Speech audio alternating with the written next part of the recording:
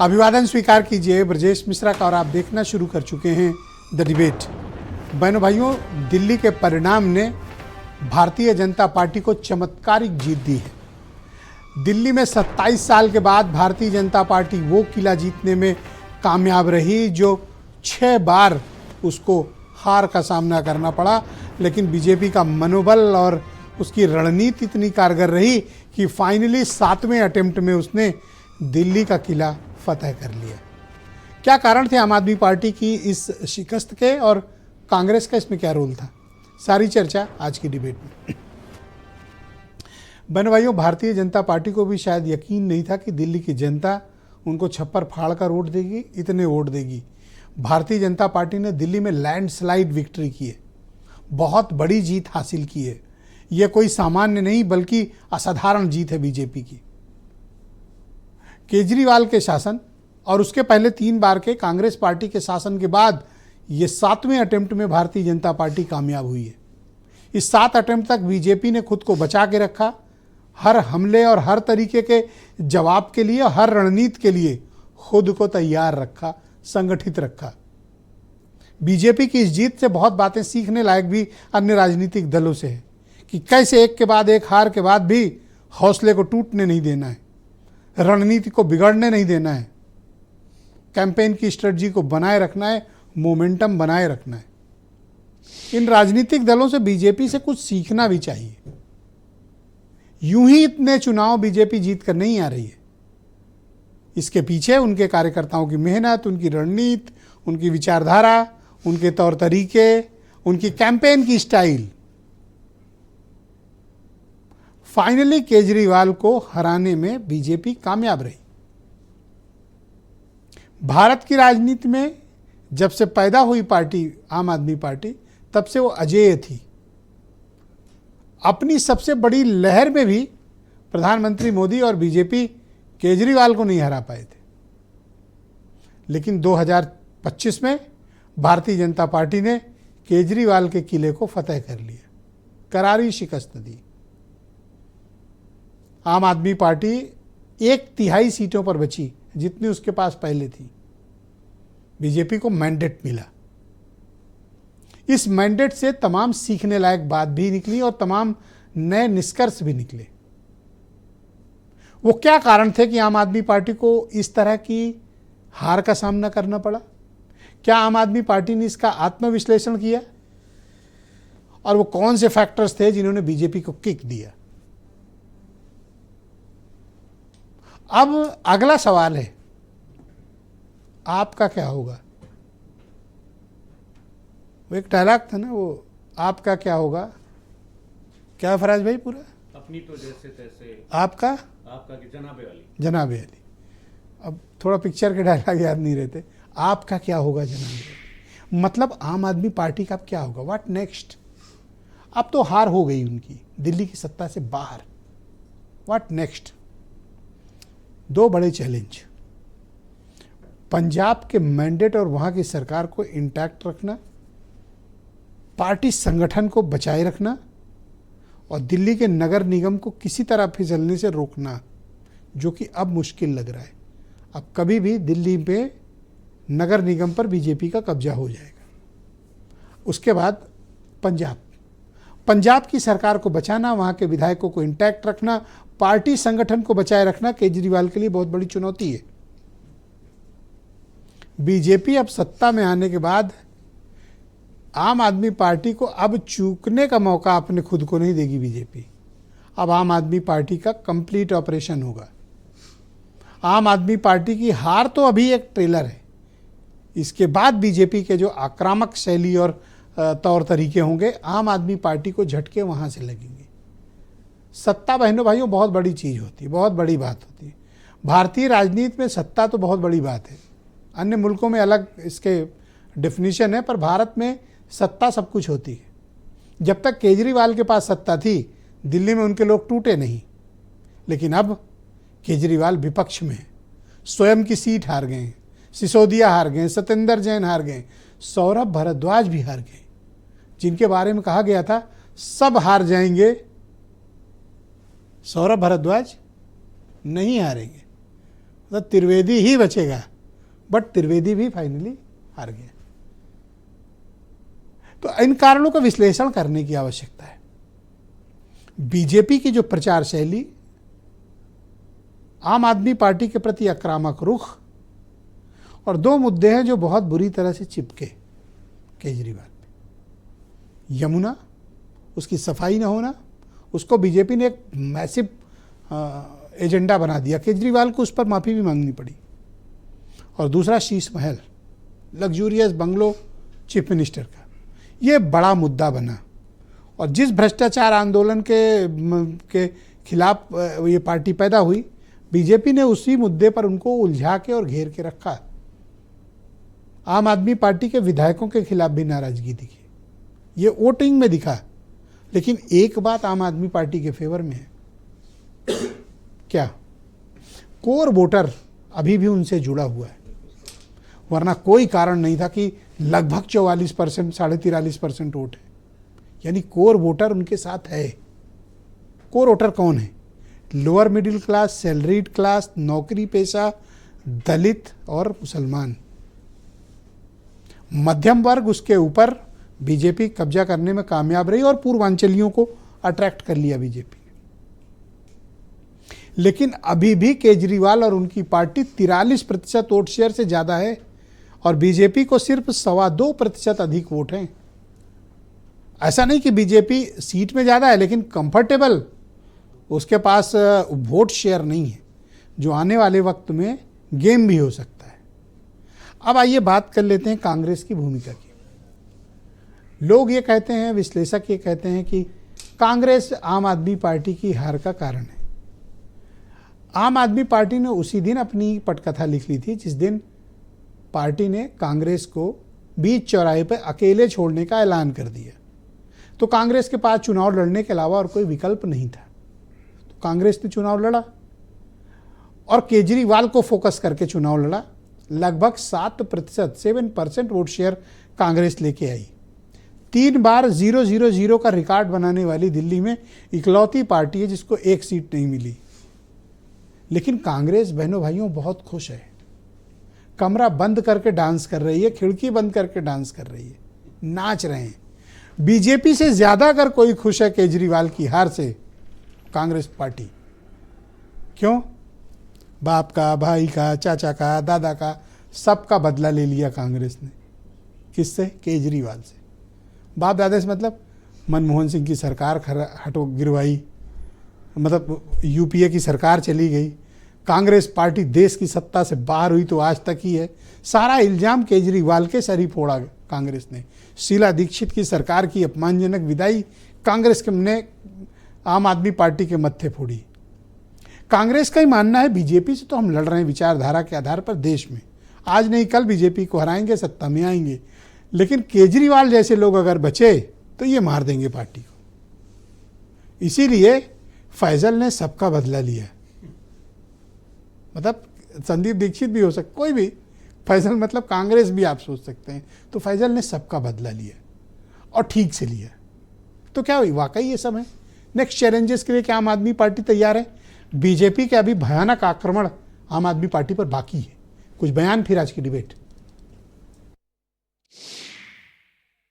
CM कौन होंगे, ये प्रधानमंत्री जी और हमारा संगठन जो हमारे राष्ट्रीय अध्यक्ष हैं माननीय गृह मंत्री जी बैठकर चर्चा करेंगे सबसे राय करके। देखिए, आतिशी बहन को मैं आग्रह करना चाहता हूँ, दीदी आप दोबारा केजरीवाल जी के घर जाइए, उनको जाके याद कराइए कि पंजाब में आप कह के आए थे, 3 साल हो गए हैं, आपकी अकाउंटेबिलिटी के बारे में तो केजरीवाल जी को याद कराइए। आम आदमी पार्टी एक ऐसी पार्टी है जो अपनी गलतियां समझती है, पहचानती है और उन पर काम करती है।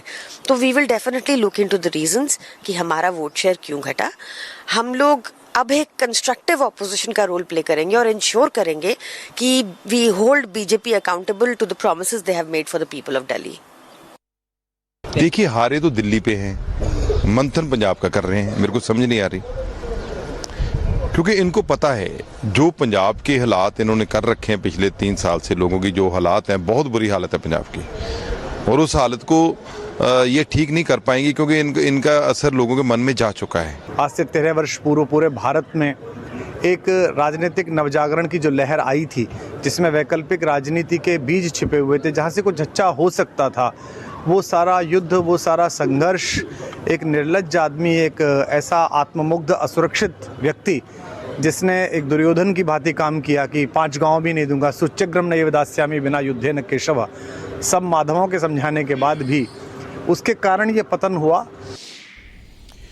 तो बहनों भाइयों, आज की डिबेट को प्रारंभ करते हैं। अजय सहरावत भारतीय जनता पार्टी के प्रवक्ता हमें ज्वाइन कर रहे हैं। नीलू रंजन बहुत ही जाने माने पत्रकार हैं और ये इकलौते जर्नलिस्ट हैं जो लगातार ये जो रिजल्ट आया इसके बारे में पहले से प्रिडिक्ट कर रहे थे, लेकिन तब इनकी बात पर लोग ध्यान नहीं दे रहे थे।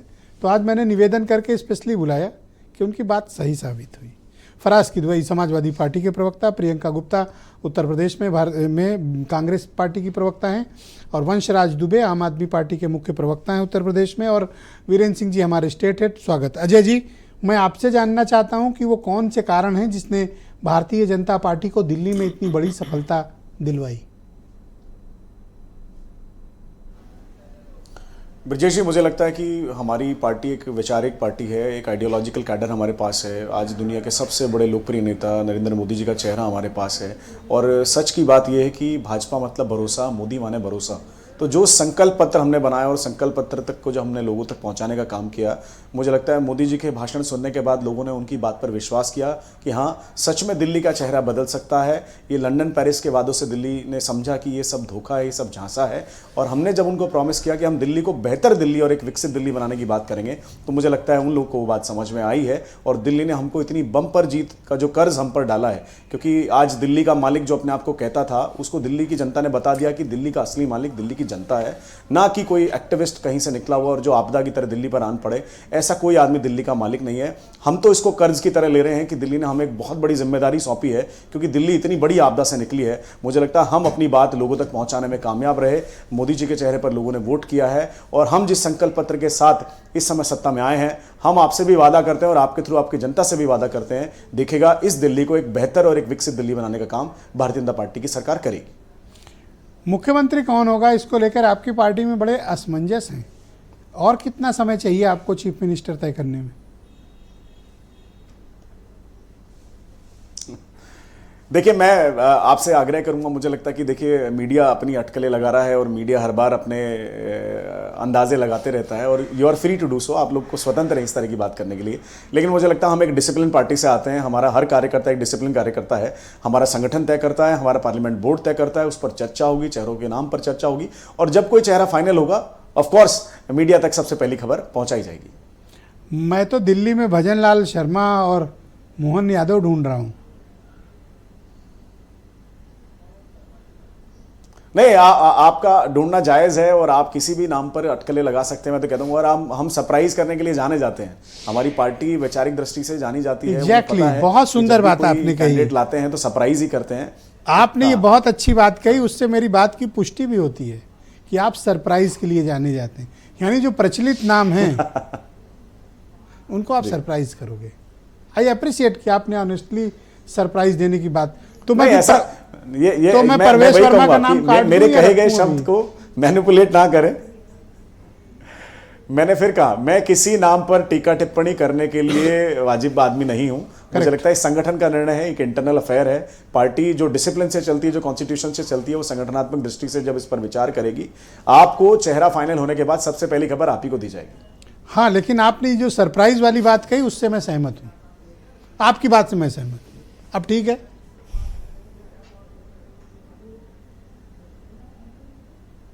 जी नहीं, मैंने कहा, मीडिया अपने स्वतंत्र आकलन लगाने के लिए बिल्कुल स्वतंत्र है, लेकिन कोई भी निर्णय पार्टी जब लेती है तो कई सारे प्रोस्पेक्टिव उसमें डिस्कस किए जाते हैं। थैंक यू सर, बहुत शुक्रिया। हमारे साथ प्लीज बने रहिएगा। मैं वंशराज दुबे आम आदमी पार्टी के प्रवक्ता हैं, उन्हें इस डिबेट में आमंत्रित करता हूं। वंशराज जी, ऐसा क्या आप लोगों ने गड़बड़ी हुई कि दिल्ली की जनता ने आम आदमी पार्टी को सत्ता से बेदखल कर दिया? क्या आम आदमी पार्टी से रणनीतिक चूक हुई, आप आकलन नहीं कर पाए? और जिसका जिक्र मैं ओपनिंग डिबेट में भी कर रहा था कि जनता में आपको लेकर नाराजगी रही, आपके विधायकों की, आपकी कार्यशैली पे। आप 10 साल यही लड़ते रहे कि इन्होंने ये नहीं करने दिया, उन्होंने वो नहीं करने दिया। End of the day Delhi की जनता सफरर थी, और उसने अब चेंज ऑफ गार्ड कर दिया, आपको हटा दिया है सत्ता से। अब क्या होगा आम आदमी पार्टी का? देखिए ब्रजेश जी, पहली चीज़ तो जनता ने ही, यही जनता ने 12 साल पहले, जो हम कुछ नहीं थे, सब सामान्य घरों के लड़के लड़कियां थे, सब काम करने वाले लोग थे, तमाम तरीके की संस्थाओं में काम करते थे, सामाजिक सेवा करने का काम करते थे, उसी जनता ने हमको मौका दिया। दिल्ली में 12 साल तक हमारी सरकार, हमको चलाने का मौका मिला, जनता का सेवा करने का मौका मिला, और अब जनता ने ही हमारा रोल बदला है, तो वो हम सहर्ष स्वीकार कर रहे हैं। हम ये कह रहे हैं कि भाई जनता का जो फैसला है वो हमारे सर माथे, जनता ने जो हमारी नई जिम्मेदारी दी है कि अब आपको एक कंस्ट्रक्टिव अपोजिशन के रूप में दिल्ली के अंदर काम करना है। इसलिए आपने देखा कि महज 2% का अंतर है भारतीय जनता पार्टी और आम आदमी पार्टी के। जब वोट प्रतिशत को आप देखेंगे तो सिर्फ 2% का अंतर है। तो इसलिए हम कह रहे हैं डेमोक्रेसी में हेड काउंट्स होते हैं, वोट प्रतिशत नहीं। नहीं, बात आपकी ठीक है, यही हम लोग कह रहे हैं ना कि हार एक विराम है, एक नई शुरुआत होने जा रही है। आम आदमी पार्टी के लिए एक नई शुरुआत है। जनता ने हमारे ऐसा क्या कर डाला कि जनता ने आप पर विराम लगा दिया?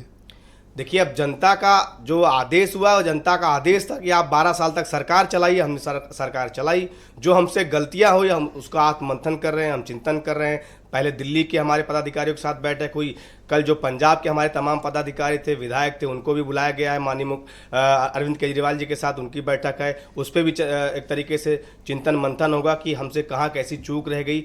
निश्चित तौर पे हम संघर्ष करेंगे और हम हर बार याद कराएंगे भारतीय जनता पार्टी ने जो वादा किया था कि 8 मार्च को महिलाओं के खाते में 2500 रुपये आएगा, 500 रुपये का सिलेंडर मिलेगा, 50,000 नौजवानों को रोजगार मिलेगा। तो इसके लिए जनता ने, इसके लिए उन्हें 6 महीने का समय भी तो दोगे ना, कम से कम? नहीं, उन्होंने कहा है कि 8 मार्च को, जैसे सरकार बनेगी 8 फरवरी को, 8 मार्च को पहली किस्त महिलाओं के खाते में आ जाएगी। ये भारतीय जनता पार्टी ने आश्वासन दिया, नरेंद्र मोदी जी ने आश्वासन दिया है। राजा हार गया, डिप्टी राजा हार गया, सिपह सालार हार गए, खास हाकिम भी हार गए।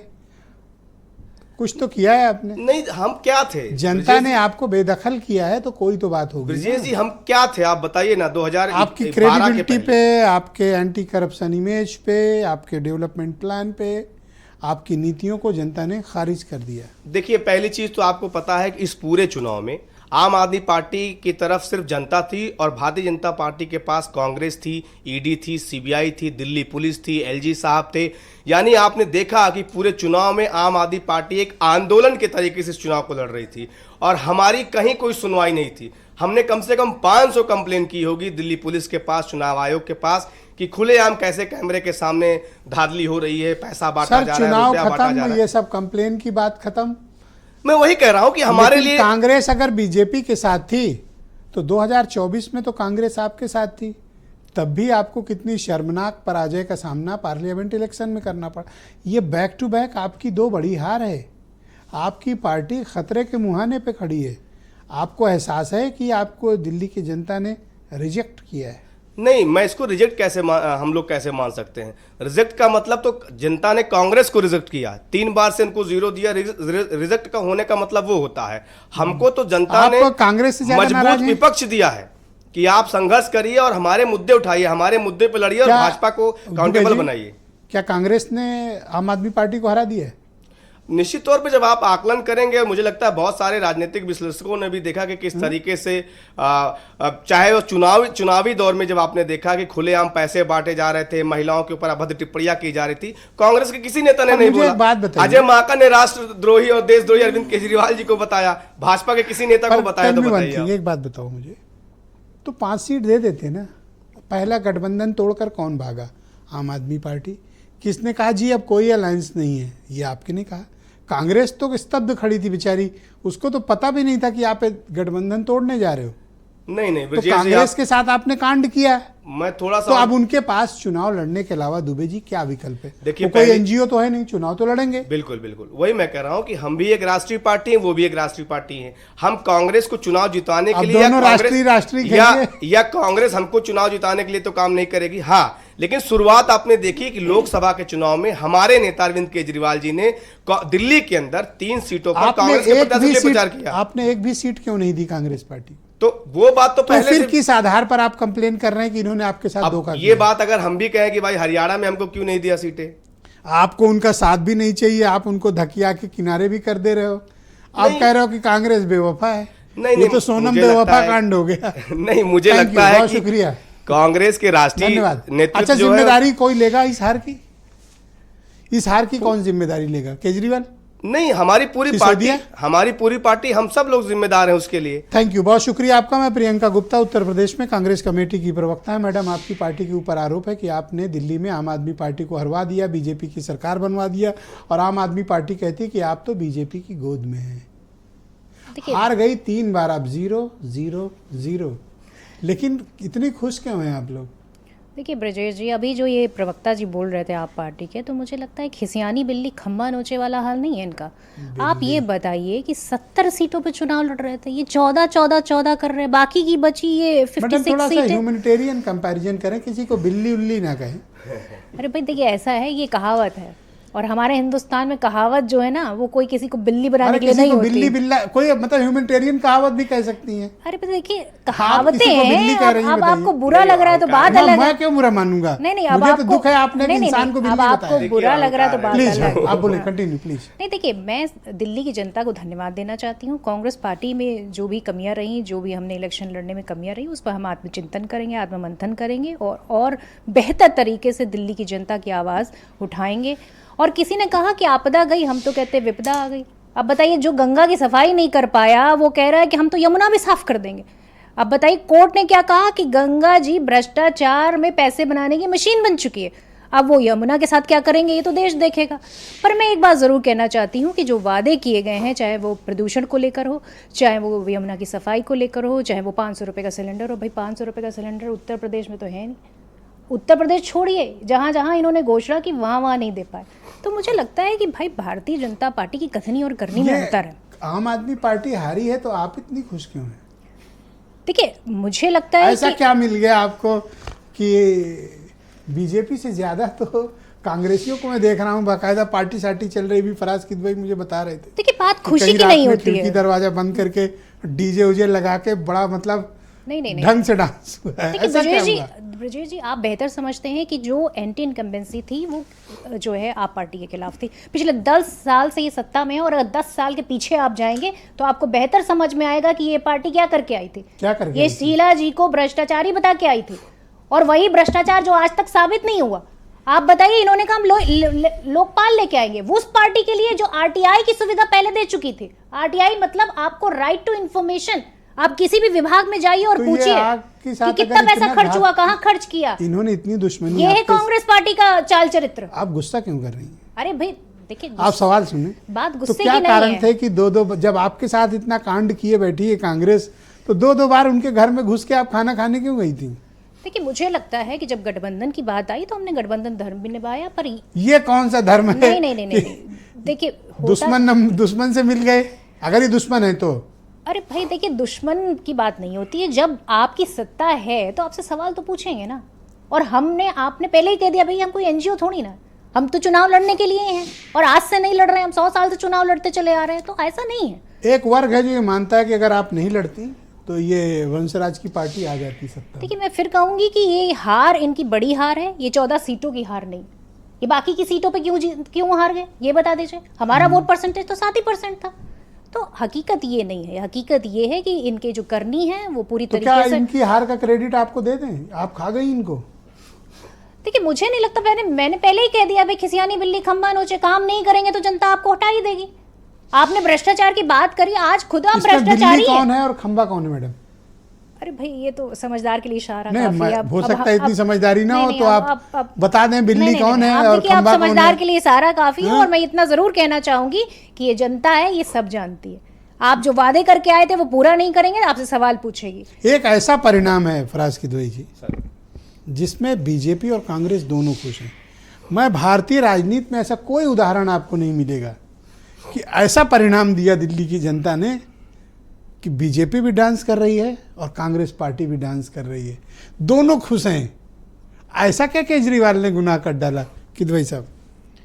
देखिए ब्रजेश जी, मुझे लगता है कि अगर कांग्रेस खुश है तो ये बहुत बड़ी गलती कर रही है, क्योंकि भारतीय जनता पार्टी का जो हम लोग पिछले 10 साल से सुनते चले आ रहे हैं कि वो भ्रष्टाचार मुक्त भारत तो नहीं बनाना चाहते हैं, लेकिन उनका पहला मकसद ये है कि वो कांग्रेस मुक्त भारत बनाना चाह रहे हैं। खैर, हम क्योंकि समाजवादी पार्टी के प्रवक्ता हैं तो हम अपनी पार्टी की बात करेंगे, उसके बाद में 1 मिनट के लिए दिल्ली की बात करेंगे।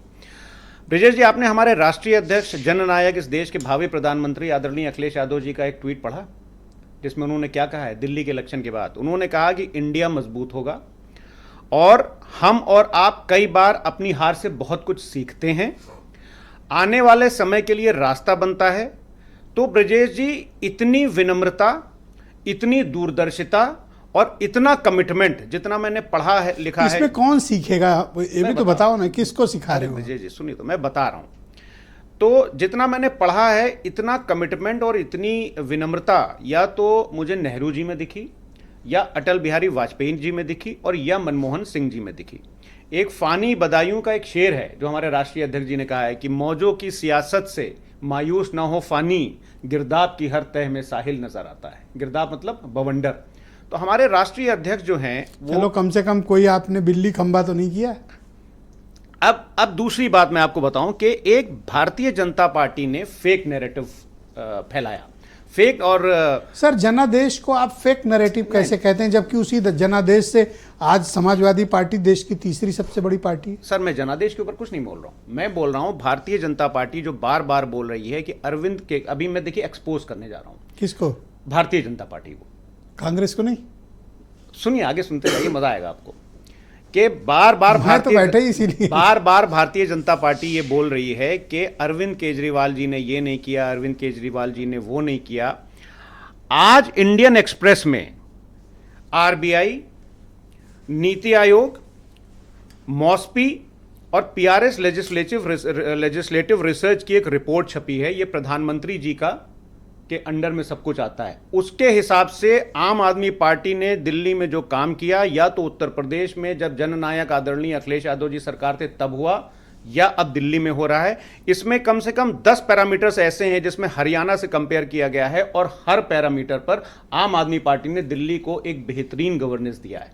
हार क्यों गई फिर? जनता ने तो पसंद नहीं किया। भारतीय, और सबसे बड़ी बात, सिर्फ आम आदमी पार्टी नहीं हारी, राजा हारा, डिप्टी राजा हारा। देखिए भारतीय राजनीति में राजा, डिप्टी राजा, पेशवा, ये भारतीय जनता पार्टी में पाए जाते हैं। हम समाजवादी पार्टी और समाजवादी पार्टी जिनका समर्थन करती है, उसमें पार्टी के जो हैं वो कार्यकर्ता होते हैं। अब एक बड़ी इंपॉर्टेंट बात कह के मैं अपनी बात खत्म कर दूंगा, मुझे लग रहा है अब आप दूसरी तरफ जाने वाले हैं। बड़ी बात हो रही थी यमुना की सफाई की, और आज एक एलजी साहब ने एक स्टेटमेंट दिया ब्रजेश जी, आपने सुना होगा कि आतिशी जी से जब उन्होंने कहा, मैं न्यूज चैनल पे सुन रहा था कि आपको यमुना मैया का पाप लगा है, श्राप लगा है।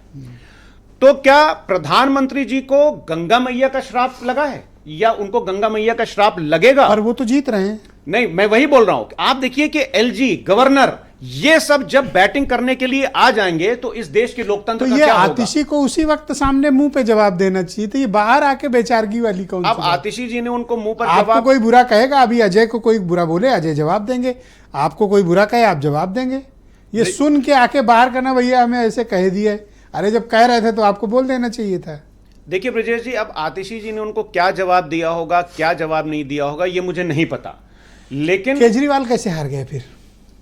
ब्रजेश जी, भारतीय जनता पार्टी ने, देखिए मैं आपको बताऊं, भारतीय जनता पार्टी जो है वो विक्रम वेताल बचपन में आप देखते थे। भारतीय जनता पार्टी एक वेताल की तरह काम करती है कि वो विक्रम ढूंढती है, उसके ऊपर सवार हो जाती है, और सवार होने के बाद अपना वेताल काम निकालता है और विक्रम को आगे बढ़ा देता है।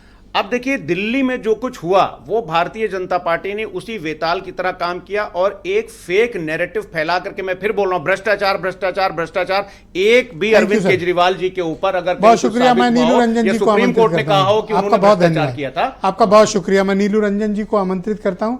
मेरे साथ दिल्ली की जितनी डिबेट हुई थी दिल्ली चुनाव पे, नीलू जी सबका एक हिस्सा हुआ करते हैं, बहुत ही वरिष्ठ पत्रकार हैं, राजनीतिक एनालिसिस इनका बहुत अच्छा है। तेलंगाना पर भी इनके प्रेडिक्शन बिल्कुल सही गया था, और अभी दिल्ली पर भी इनका बहुत ही सटीक इनका विश्लेषण रहा है।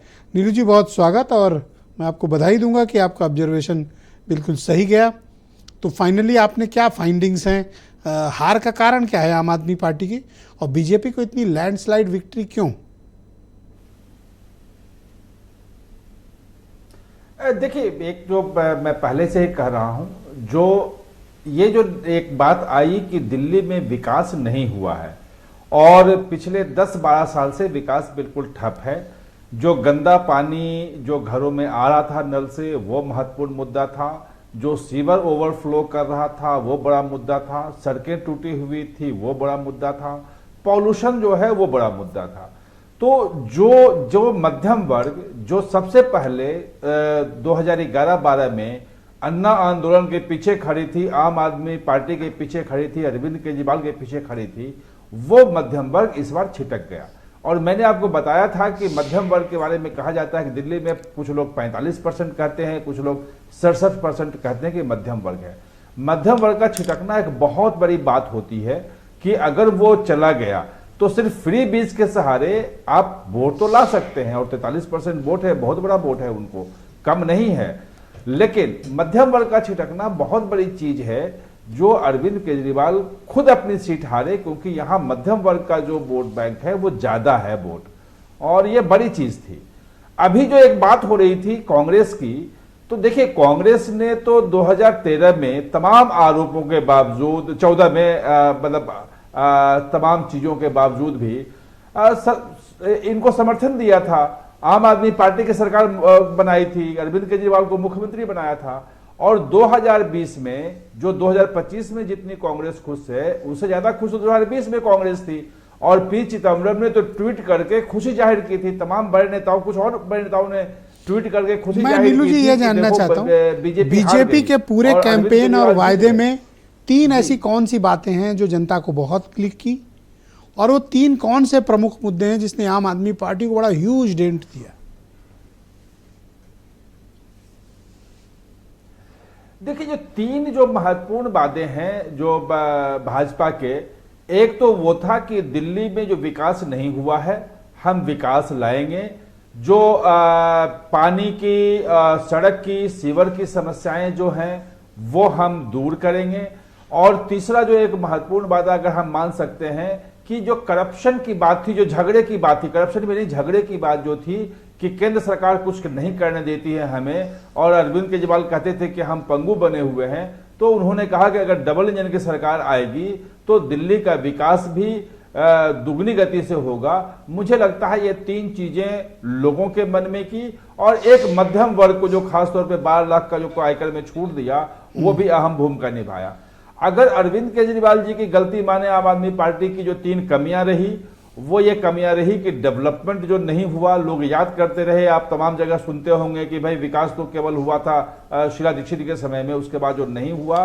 और जो मध्यम वर्ग को अनदेखा किया गया, मध्यम वर्ग की जो समस्याएं हैं कि सड़क अच्छी हो, पानी स्वच्छ आए, हवा स्वच्छ हो, वो कहीं ना कहीं मध्यम वर्ग को अनदेखा किया। और फ्री बीज के नाम पे कि भाई हम नीचे वाले तबके के सहारे जीत जाएंगे, ये Arvind Kejriwal. Thank you sir. मैं नेक्स्ट राउंड में कांग्रेस के बारे में भी आपसे विस्तृत बात करूंगा। वीरेंद्र सिंह जी हमारे स्टेट हेड भी कार्यक्रम में जुड़ चुके हैं। वीरेंद्र जी, आप बताइए कि केजरीवाल की इस हार का कारण क्या था? कैसे आम आदमी पार्टी को बीजेपी 7वें राउंड में हराने में कामयाब हुई? इस विक्ट्री का आप क्या कारण मानते हैं, और व्हाट नेक्स्ट? अब चैलेंजेस क्या हैं आम आदमी पार्टी के सामने? ब्रजेश जी देखिए, दिल्ली में जनता ने शायद ये सोचा कि अगर भाजपा को मौका दे दिया जाए तो ये जो रोज रोज की लड़ाई है एलजी की और मुख्यमंत्री के बीच की, ये खत्म हो जाएगी और दोनों जगह एक तरह की सरकारें होंगी, तो काम का अवसर बढ़ेगा, विकास ज़्यादा मिलेगा। 2500 रुपये नकद देने का भी भाजपा ने ऐलान किया, और उसने ऐलान किया था कि वो सारी योजनाएं चालू रहेंगी जो केजरीवाल की सरकार में थी। लेकिन एक बात, ये बात साफ तौर पर समझी जा सकती है कि 40% से ज़्यादा वोट पाने से साफ है कि केजरीवाल के खिलाफ कोई आंधी नहीं थी, कोई बहुत बड़ी एंटी इनकम्बेंसी नहीं थी। ये चुनाव समीकरणों के नाते वो हारे हैं। अगर कांग्रेस और आम आदमी पार्टी मिलकर चुनाव लड़ी होती तो तस्वीर शायद कुछ दूसरी होती।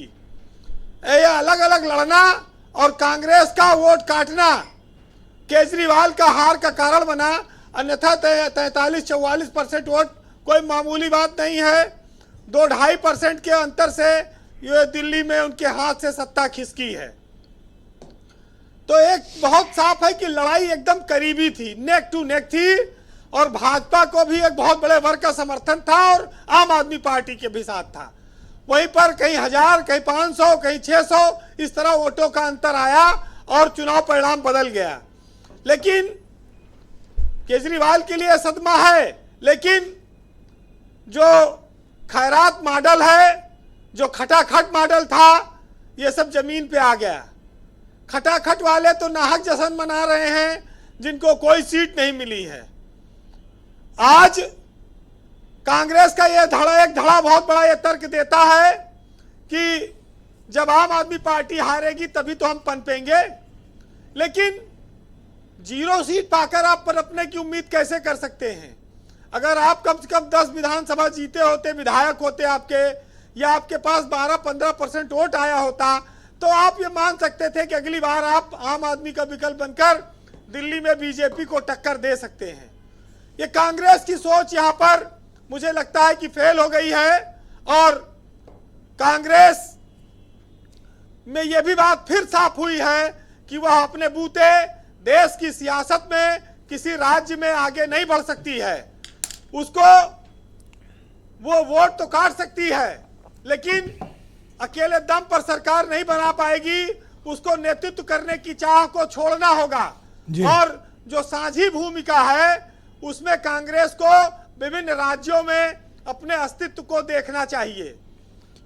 क्या समाजवादी पार्टी और कांग्रेस के रिश्तों पर इस परिणाम के बाद कोई फर्क उत्तर प्रदेश में पड़ेगा? देखिए, फर्क तो साफ दिख रहा है कि सपा ने आम आदमी पार्टी का प्रचार किया था और उनके नेताओं ने माना कि कांग्रेस की वजह से दिल्ली में हारे हैं, विपक्ष ने विपक्ष को हराया है। तो अब ये कांग्रेस की सुस्ती है।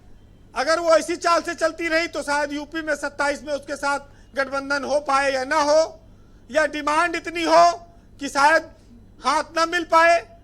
ये तो असर तो पड़ना तय है। लेकिन ब्रजेश जी, एक जो दौर चल रहा है आज भारत में, वहां भाजपा को रोक पाना क्या आसान है?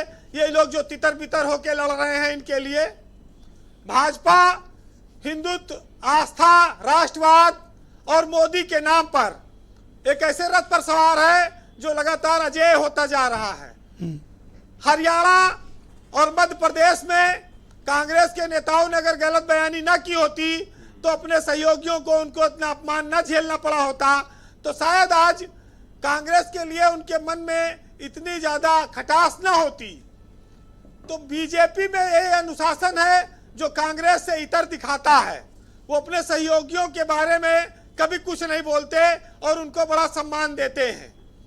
इस बात को कांग्रेस को भाजपा से सीखना चाहिए। ब्रजेश जी,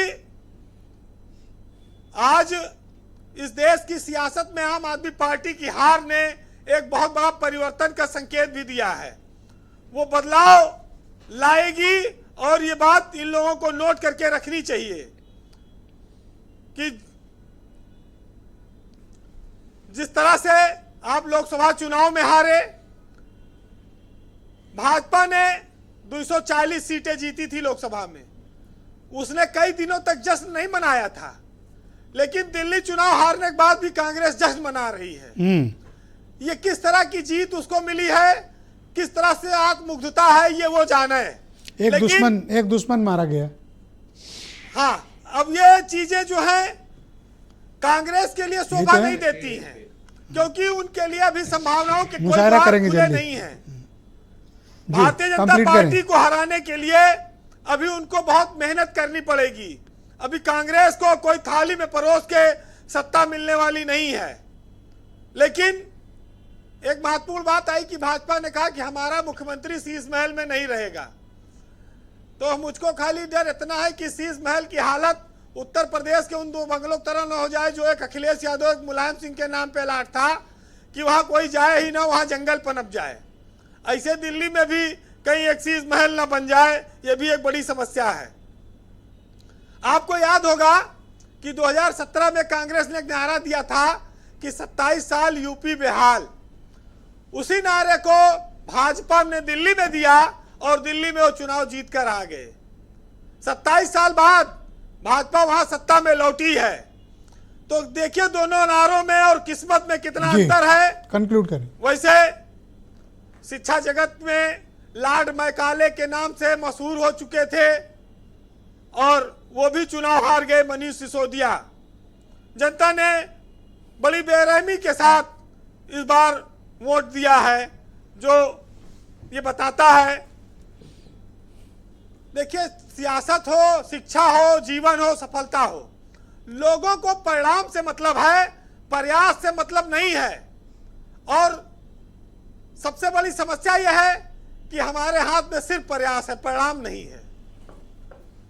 तो विडंबना यही है कि जिसको कांग्रेस जो कर रही है उसको एक बिखराव वो पैदा कर रही है।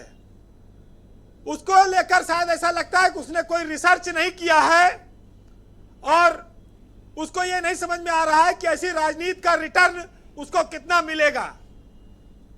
बाकी तो जी ठीक है, 4 राज्य में बचे हैं। अगर भाजपा आने वाले दिनों में उनको वहां भी कड़ी चुनौती देगी तब क्या होगा।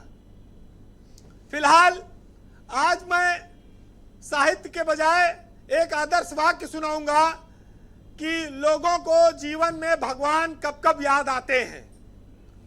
तो सुनिएगा, जो धर्मात्मा को हर समय, पापी को मृत्यु के समय, चोर को पकड़े जाने पर, गरीब को भूख लगने पर, धनी को बीमार हो जाने पर, कंजूस का पैसा खो जाने पर भगवान याद आते हैं। और किसान को वर्षा नहीं होने पर, मुसाफिर की ट्रेन छूट जाने पर, व्यापारी को नुकसान हो जाने पर, विद्यार्थी को परीक्षा फल के समय और राजनीतिज्ञ को चुनाव हार जाने पर भगवान याद आते हैं। बहुत शुक्रिया वीरेंद्र जी, आपने टार्च की रोशनी मार दी। बहुत धन्यवाद हमारे साथ जुड़ने के लिए, अपना फीडबैक, ओपिनियन और ऑब्जर्वेशंस हमें देने के लिए। बहनों भाइयों, इस परिचर्चा का दूसरा चरण प्रारंभ करते हैं। बीजेपी के प्रवक्ता अजय सहरावत मेरे साथ इस वक्त दिल्ली से जुड़े हुए हैं। अजय जी, मैं आपसे जानना चाहता हूं कि अब भारतीय जनता पार्टी का दिल्ली मिशन तो पूरा हुआ, क्या आम आदमी पार्टी के लिए आप लोगों के पास पंजाब में भी कोई मिशन है?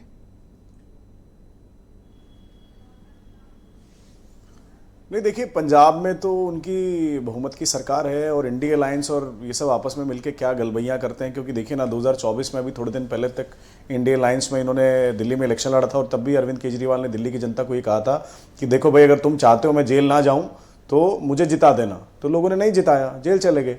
इस बार उन्होंने कहा था कि 2025 में अगर मैं यमुना साफ ना कर पाऊँ तो वोट मत देना, तो लोगों ने वोट नहीं दिया। तो मानती है जनता, ऐसी बात नहीं है दिल्ली की। मुझे लगता है पंजाब में क्या चल रहा है और पंजाब में क्या घटित होने वाला है, ये तो आम आदमी पार्टी के लोग अच्छे भली तरीके से जानते हैं। आप बताइए, मंथन तो दिल्ली पे होना चाहिए था, चुनाव हारे हैं, क्या क्या चीज़ें हैं, इनका मंथन पंजाब पे हो रहा है। अब भगवंत मान से इनकी बनती है कि नहीं बनती है, या भगवंत मान को रिप्लेस करके केजरीवाल कहीं वहाँ के सीएम ना बन जाएं, ये तो इनका आपस का संशय रहता ही है। क्योंकि देखिए, आम आदमी पार्टी, एक बात तो पक्की है, ये कोई वैचारिक पार्टी तो है नहीं, इनका कोई आइडियोलॉजिकल कैडर तो है नहीं। ये अपने आप को आम आदमी कहते थे, दुनिया ने शीश महल देख लिया। ये कहते थे हम जन लोकपाल लाएंगे, उसके बारे में किसी को पता तक नहीं है। एक शिक्षा मंत्री है कि एक लिकर पॉलिसी बनाता है। आम आदमी पार्टी ये कह रही है अजय जी, तो इस तरह के मंत्रालय भी इन्होंने ही बनाए हैं। आम आदमी पार्टी कह रही है कि हमको बीजेपी ने नहीं, कांग्रेस ने हराया है।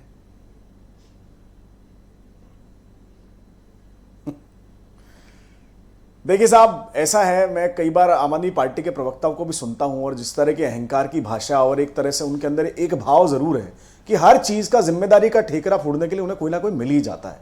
भैया, अगर दिल्ली में पानी ज्यादा आ जाए तो पंजाब की गलती है, पानी ना आए तो हरियाणा की गलती है, प्रदूषण आ जाए तो पंजाब जिम्मेदार है, अगर अस्पताल में लोग ज्यादा आ जाएंगे तो बोल देंगे जी यूपी बिहार जिम्मेदार है। आज तक किसी भी एक जिम्मेदारी का ठेकरा उन्होंने अपने सर नहीं फोड़ा है। हार गए तो अब कांग्रेस जिम्मेदार है। अरे भाई, आप अपने काम गिनवाइए ना, आपने क्या किया। आप देखिएगा, दिल्ली के आपसे काफी अच्छा इन्होंने ट्रेनिंग मॉडल ले रखा है। सबसे यूनिक मुख्यमंत्री होंगे जो बिना पोर्टफोलियो के। आपसे काफी अच्छा ट्रेनिंग मॉडल लिया हुआ है आम आदमी पार्टी ने। नहीं, आप अगर हमसे सीखते तो वैचारिक दृष्टि से तो रहते, अपनी बात तो कह पाते। अरे ये तो वो वाली पार्टी है साहब कि ऐसा कोई सगा नहीं जिसे हमने ठगा नहीं। मतलब आपको अन्ना हजारे ने सिखाया तो अन्ना जी को ठग लिया। कोई फाउंडर मेंबर इनके साथ आज की डेट में है नहीं, सारे फाउंडर मेंबर इन्हें छोड़ करके चले गए। क्या कहीं किसी थैंक यू सर, बहुत शुक्रिया। हम भी एक आइडियोलॉजिकल पार्टी है, कांग्रेस भी एक आइडियोलॉजिकल पार्टी है, और दोनों वैचारिक दृष्टि से देश में पैरेलल लाइंस पर चल रहे हैं। लेकिन ये पूरी तरह कितना से आप वैचारिक कांग्रेस को दिवालियापन लेके इनका हो सिंपथाइज चुका हैं है, अजय जी, और अब इनका जनाधार भी नहीं बचने वाला। आज कांग्रेस के लिए आपके मुंह से कितने अच्छे अच्छे शब्द फूट रहे हैं कि हम वैचारिक पार्टी हैं, कांग्रेस एक वैचारिक पार्टी है। तो ये दिन भी देखना पड़ रहा है, देखिए हैं डिबेट में। नहीं आज के नहीं ठीक है, आप सही जा रहे हैं। देखिए साहब, हमने तो कभी स्वर्गीय शीला दीक्षित जी के लिए कोई अपमानित कुछ नहीं सर, फैजल ने सब निपटा दिए सर, कोई बात नहीं। अपमानित करने का वंशराज जी को स्क्रीन पे लाया जाए, वंशराज जी को स्क्रीन पे लाया जाए। बीजेपी से हारे हो कि कांग्रेस से? देखिए, लोकतंत्र में जनता का मत सबसे बड़ा होता है। जनता ने हमको विपक्ष की भूमिका दी है, मुझे लगता है जनता ने ही हमें ये नई जिम्मेदारी दी है। तो ना बीजेपी से हारे ना कांग्रेस से हारे हैं। जनता की जो भावनाएं थी, हो सकता है उसको हम समझ नहीं पाए। हाँ, अहंकार की बात जरूर हमारे मित्र अजय जी कर रहे हैं। 2015-14 में आपने सुना था कि नरेंद्र मोदी ने कहा था अरविंद केजरीवाल जी को तो कि इनको तो जंगल चले जाना चाहिए। तो मुझे लगता है आपको शुभकामनाएं, भारतीय जनता पार्टी को बधाई कि वो 27 साल के बाद उनका वनवास खत्म हुआ है दिल्ली के अंदर। तो निश्चित तौर पे जो वादे गारंटी आप कर रहे हैं, आपको अब उस पर बात करनी चाहिए। पूरे चुनाव में हमने देखा कि आप जो है अरविंद केजरीवाल को गाली खाली दे रहे थे। आपके शब्द गायब हैं। पहले आप 45 डिग्री पे बोला करते थे, आज 15-20 डिग्री पे बोल रहे हो। नहीं, सन्नाटा तो दिख रहा है आप। नहीं बिल्कुल। देखिए, मैं कहता रहा हूं कि हम क्या थे, हम तो एक आम घरों के बच्चे थे ना। दिल्ली की जनता ने तो हमको ताकत दी थी, ताकत छीन ली दिल्ली की जनता। हम जनता के जो जनता का जो आदेश है हमारे सर माथे। कांग्रेस वाले बिल्ली उल्ली कह रहे हैं, थोड़ा गलत कह दिया। नहीं, वो देखिए, इसीलिए तो मैं बता रहा हूं आपको, पूरे हिंदुस्तान के अंदर इनका क्या हाल है। अहंकार की भाषा है। अपने ऊपर चिंतन मंथन नहीं चल रहा है। वो किसी को बिल्ली कह देंगे, किसी को गीदड़ कह देंगे, किसी को कुछ और कह देंगे। अरविंद केजरीवाल जी को जो है देशद्रोही बता देते हैं। सारे के सारे FIR अरविंद केजरीवाल जी के ऊपर लगते हैं। कैमरा लेके पैसा बांट रहा था कोई और, FIR हो रहा अरविंद केजरीवाल जी के ऊपर। हरियाणा में क्या आपको इन्होंने सीट नहीं दी थी, या आपको जितनी मिल रही थी उतनी मंजूर नहीं थी? देखिए ब्रजेश जी, एक तो पूरे देश के अंदर सिर्फ हरियाणा की बात मत करिए। भारतीय कांग्रेस पार्टी का जो राष्ट्रीय नेतृत्व है और जो इनका स्टेट यूनिट होता है, उसमें जबरदस्त खुद ही एक तरीके से विरोधाभास है। सब मिले हुए हैं जी, आप ये समझ नहीं पाए अभी। वो कुछ और कहते हैं, ये कुछ और कहते हैं। और एक सवाल अभी तो नहीं समझ पाए आप। कांड आपके साथ यही हुआ। ये जो लाइन है ना, अगर इसका आप मतलब समझ लेते दुबे जी, तो आप जो आज कह रहे हो, कंप्लेंट कर रहे हो, ये न करते। कोई अलग नहीं होता राजनीति में, आप समझिए। नहीं, बात आपकी सही है, लेकिन हरियाणा में आपने देखा कि राहुल गांधी जी तैयार थे, बहस हो रही थी राहुल जी। ये आपको असल में अभी भी आत्मज्ञान नहीं हुआ। तो फिर ये राहुल जी तैयार है और मोदी जी नहीं तैयार। ये बात आज जो कांग्रेस के लोग डांस कर रहे हैं, एक जो स्ट्रक्चर होता है ना, उसमें सब लोग लाइनअप होते हैं कि जो आज कांग्रेस डांस कर रही है हमारी हार। ये थोड़ी है कि आप भाटिया जी की दुकान से सामान ले रहे हैं, नहीं रस्तोगी जी के यहाँ से नहीं। राजनीति में ऐसी पार्टियों में सब सेंट्रल कमांड होती है हर चीज की, आप समझिए। कोई यूं ही बोल के नहीं निकल सकता है। अरे मेरी बात तो सुनिए, इन्हीं के तो नेता कह रहे थे कि भाई दिल्ली के अंदर अरविंद केजरीवाल जी की सरकार बन रही। कमलनाथ की बात कर लीजिए, आप जवाब दीजिए। आप तो केजरीवाल लेकिन एक छोटी सी चीज, एक चीज और ऐड कर लूं ब्रजेश जी, ये बार कह रहे सामने अपनी पार्टी को बचाने की, ये बार सर ये कह रहे हैं कि पंजाब से लोग, अरे भाई पंजाब में आम आदमी पार्टी की सरकार है, वहां के भी कार्यकर्ताओं को दिल्ली बुलाया गया था, तो उनसे राय मशविरा क्यों नहीं लिया जाएगा? प्रियंका जी, आप कुछ कहना चाह रही थी, पहले आप बोले, कुछ आप ऑब्जेक्शन रेज कर रही थी। देखिए ब्रजेश जी, सबसे पहले तो मैं ये कहना चाहूंगी कि आज मणिपुर के CM ने जो इस्तीफा दिया है वो कांग्रेस की वजह से दिया है। कांग्रेस पार्टी लगातार भारतीय जनता पार्टी को हर एक उस मुद्दे पर घेरती चली आई है जहां जनता के खिलाफ कोई काम किया गया है या जनता के जो हित हैं उसको पूरी तरीके से अनदेखी की गई है। मैं पूछना चाहती हूं कि आज जो है मणिपुर में CM जो है इतने दिनों के बाद आज उनको देना पड़ रहा है, क्योंकि उन्हें पता था कि कांग्रेस उनके खिलाफ अविश्वास प्रस्ताव लेने आ रही है और इतने दिनों से उन्होंने रोक रखा था इस चीज को। मणिपुर की हालत क्या बना दी भारतीय जनता पार्टी ने। ये दिल्ली में भी आप अविश्वास प्रस्ताव लाई नहीं? देखिए, जनता के बीच बिल्कुल, अगर जरूरत पड़ेगी, अगर जनता के हितों की रक्षा करना, कांग्रेस पार्टी पूरी तरीके से प्रतिबद्ध है। चाहे वो दिल्ली की जनता हो, चाहे वो मणिपुर की हो, चाहे वो उत्तर प्रदेश की जनता। समाजवादी पार्टी आपसे नाराज है? देखिए, मैं समझती हूँ समाजवादी पार्टी से हमारा जो गठबंधन था वो आज भी है, क्योंकि उपचुनाव में नहीं, बिल्कुल। मैं देखिए, I am not the right person to decide it. जो हमारा शीर्ष नेतृत्व जो डिसाइड करता है, हम उसको पूरी तरीके से निभाते हैं। आपका उनके साथ है ना? देखिए, मुझे लगता है अभी मिल्कीपुर चुनाव में जो हुआ उसमें तो हम लोग गठबंधन में थे। इतना डिफेंसिव क्यों हो रहा है फराज भाई? आप तो लग रहा है कि झुक के नमस्ते कर लोगे थोड़ी देर में। अरे रुक जाओ, ऐसी क्या गठबंधन की आपको बेताबी देखिए है? ब्रजेश जी, अभी गठबंधन पे डिस्कशन करने से बेहतर है कि डिस्कशन ये किया जाए अब कि क्या आप ऑपरेशन पंजाब चलाएंगे? क्योंकि वहां भी केजरीवाल ने आपको धकिया के सत्ता हासिल की थी। देखिए पंजाब में हमारी सीधी लड़ाई आम आदमी पार्टी से है। मुझे नहीं लगता भारतीय जनता पार्टी का वहाँ कोई अस्तित्व भी है। तो सबसे इम्पोर्टेंट चीज ये है कि हम अगर वहाँ बीजेपी को पंजाब में कुछ भी करने की जरूरत नहीं, नहीं, आप पर्याप्त हैं वहां पे केजरीवाल। पंजाब में भी हम पूरी तरीके से पंजाब की जनता के बिल्कुल साथ खड़े ठीक हैं, बात। उनके मुद्दों के साथ खड़े हैं। और पंजाब का जो मेन मुद्दा है वो जिस तरह से ड्रग्स वहाँ फैल रहा है, जिस तरह से वहाँ महिलाओं से वादे किए अच्छा, जाते हैं फैल वो गया पूरे ड्रग्स? नहीं। अरे आप देखिए ना लीजिए, पंजाब की दिल्ली हालत हारते क्या ही बना दी। पंजाब में ड्रग्स फैला रही कांग्रेस। अरे भाई फैलाइए फैलाइए, बिल बहुत सही आप हैं। देखिए मैं समझती हूँ कि ये एक बहुत इंपॉर्टेंट मुद्दा है, कौन सा, बहुत पंजाब वाला? इम्पोर्टेंट जी। पंजाब में जिस अरे तरह से मैडम, नशे, अभी दिल्ली पे बात कर रहे हैं, आप तो पंजाब ले आई। अरे ये तो आप बीजेपी नहीं ये कह रही, वो बताइए काम कि- आप कर रही। नहीं, अभी आप बताइए कि जो अमेरिका से डिपोर्ट किए गए हैं उसमें किस किस जगह के लोग हैं? हरियाणा के लोग हैं, गुजरात के लोग हैं, पंजाब के मैडम। लोग हैं। तो इन सब चीजों मैं को तो करूंगा देखना डिस्कस। पड़ेगा ना। ऐसी क्या बेताबी है फराज भाई कि ये अभी पूरा भी नहीं कर पाई थी सेंटेंस, तब तक आप खुद ही जोर जोर चिल्लाने लगे, है गठबंधन, है गठबंधन, है गठबंधन। ऐसा क्या हो गया? ऐसा है ब्रजेश जी, हम्म? ऐसा है क्योंकि समाजवादी इनको कहने देते ही कहती, ये तो कह रही कि देखिए मैं तो कमिटेड वर्कर हूँ। नहीं, प्रियंका जी, देखिए प्रियंका जी ये कह रही थी कि ये अथॉरिटी नहीं है कमेंट करने के लिए, लेकिन मैं आपको बता रहा हूँ कि जो अभी पिछले बाई इलेक्शन हुए हैं या जो मिल्कीपुर में भी इलेक्शन हुआ है उसमें कांग्रेस का पूरा हमको समर्थन था। आपने 9 सीटें लड़ी, एक नहीं दी। नहीं दी नहीं, हमारी अंडरस्टैंडिंग थी, वो हमारे और कांग्रेस के बीच की बात थी और कांग्रेस ने पूरा हमको सपोर्ट सबका किया। बदला 27 में लेंगे, ध्यान रखना। ब्रजेश जी, जो कांग्रेस दिल्ली ने में किए हो, कांग्रेस ने पूरा मिल्कीपुर में भी हमको सपोर्ट किया और जो बाय इलेक्शन हुए थे उसमें भी सपोर्ट किया। प्रियंका जी की मैं एक बात से सहमत हूं, वो इस बात से सहमत हूं कि राहुल जी आदरणीय अखिलेश यादव जी के साथ कंधे से कंधा मिलाकर कर संविधान की लड़ाई लड़ रहे हैं, आरक्षण को बचाने की लड़ाई लड़ रहे हैं और मणिपुर की भी लड़ाई लड़ रहे हैं। क्या ये जो कांग्रेस और आम आदमी पार्टी के बीच दिल्ली में जो हुआ, ये आपको पॉलिटिकली अलार्म है आपके लिए? देखिए मैं आपको एक बात क्लियर कर दूं कि मैंने अभी अगर कांग्रेस आपके साथ यूपी नहीं आई देन?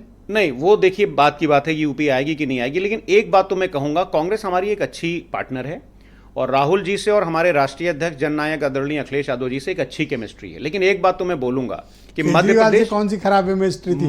आपको पता है जब अरेस्ट हुए थे केजरीवाल, गांधी फैमिली गई थी प्रदर्शन करने। सर उसी पे तो मैं आ रहा हूं, मैं ये बोल रहा हूं राजनीति में sir no permanent enemy, no permanent friend, sir राजनीति only opportunity. Sir Brajesh ji, राजनीति को एक नई दिशा आदरणीय अखिलेश यादव जी दे रहे हैं। मैं क्यों बोल रहा हूं, सुनिए सर, सुनिए प्लीज। आज आप पता नहीं ये रट के आए हो कि यही लाइन बोल मुझे थोड़ा सा टाइम दीजिए सर। दे दिया टाइम सर, 20 सेकंड और दे दिए। पक्का दे दिया, इंटरप्टेड। जी जी, मैं ये बोल रहा हूं कि आदरणीय अखिलेश यादव जी इस बात के लिए कटिबद्ध हैं कि जहां पर भारतीय जनता पार्टी की सरकारें हैं वहां से उनको हटाना है और जहां पर नहीं है वहां पर रोकना है। लेकिन एक छोटी सी गलती कांग्रेस से हुई है, एक गलती हुई है कांग्रेस से। कांग्रेस ने गलती की है? देखिए मैं बताता हूं आपको, मध्य प्रदेश में जीती हुई बाजी प्लेट में रख करके इन्होंने भारतीय जनता पार्टी को दे दी। हमारे नेता लोग रात में 12 बजे तक वेट करते रहे और उसके बाद में कमलनाथ जी का स्टेटमेंट। मतलब कांग्रेस ने बेइज्जती की? नहीं, बात बेइज्जती की नहीं, बात यह कि इनको भी गलती से सीखना है। हमारे राष्ट्रीय अध्यक्ष जी का ट्वीट है आज इस बात पर। अब कांग्रेस को न सिखाओ, बड़ी पुरानी पार्टी, 100 साल।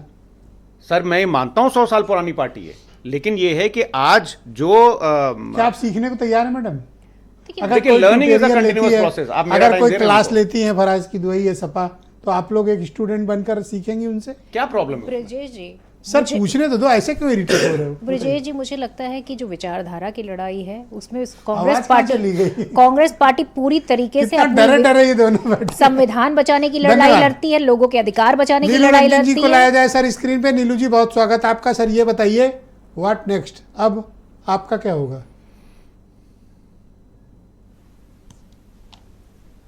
आप थोड़ी मुश्किल में है, क्योंकि देखिए एक स्वाभाविक सी प्रक्रिया होती है कि सत्ता का केंद्र जो होता है वो वही होता है जो सत्ता में होता है।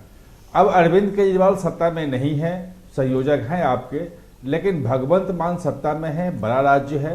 अभी तक अरविंद केजरीवाल की सुनी जा रही है, सब कुछ वहाँ पे विभव कुमार जो हैं वो वहाँ पे बने हुए हैं, उनको भेज दिया गया है पंजाब में एडवाइजर बना करके।